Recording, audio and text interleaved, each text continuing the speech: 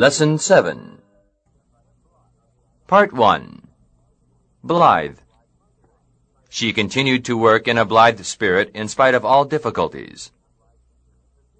Dejected. She was feeling dejected and unhappy until the good news cheered her up. Erratic.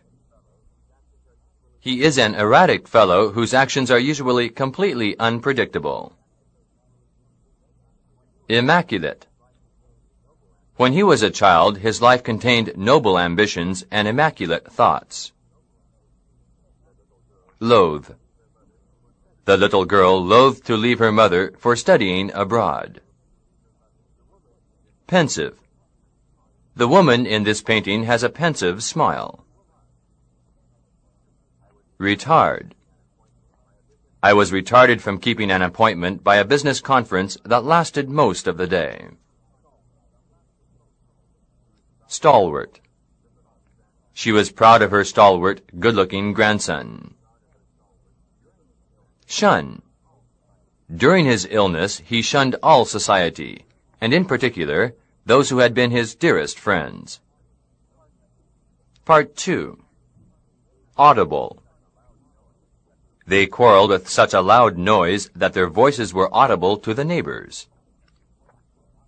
Auspicious. The new boy had an auspicious first day in the elementary school.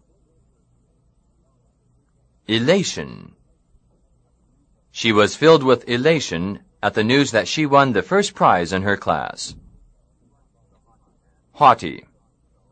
The haughty man thinks highly of himself while holding others in contempt. Jeopardy. The officer's violation of a regulation is more of a jeopardy than the enlisted man's offense. Mandatory. It is mandatory to pay a debt within a certain period of time. Rebuke. The teacher rebuked the student for throwing the examination paper on the floor. Sparse. Not many people came to see the game. The sparse crowd was scattered thinly through the stadium. Undue. A miser gives undue importance to making and saving money. Part 3. Allay. The doctor's friendly manner helped the patient allay his fears. Carnal.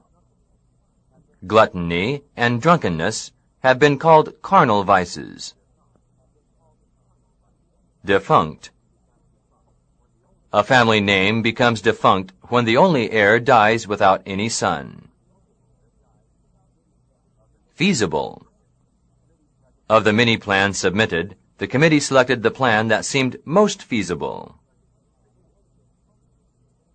Ingenuity.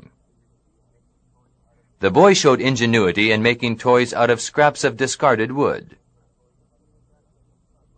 Mirth. My joke caused a great deal of mirth among the little children. Precarious.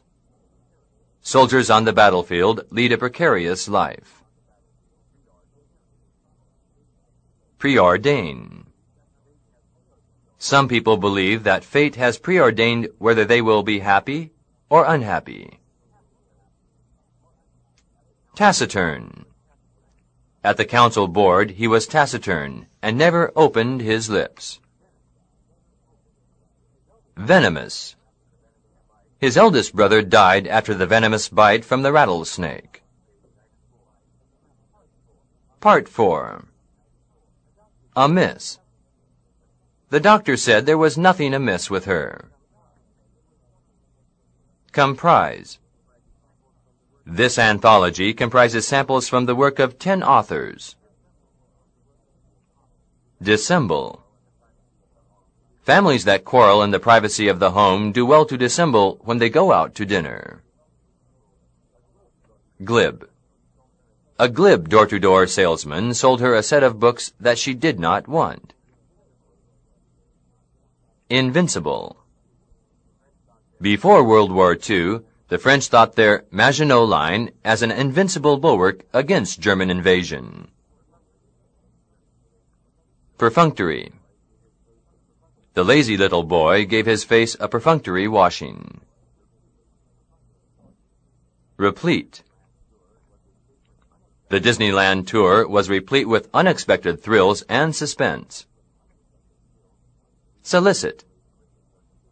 We respectfully solicit your continuous friendship and patronage.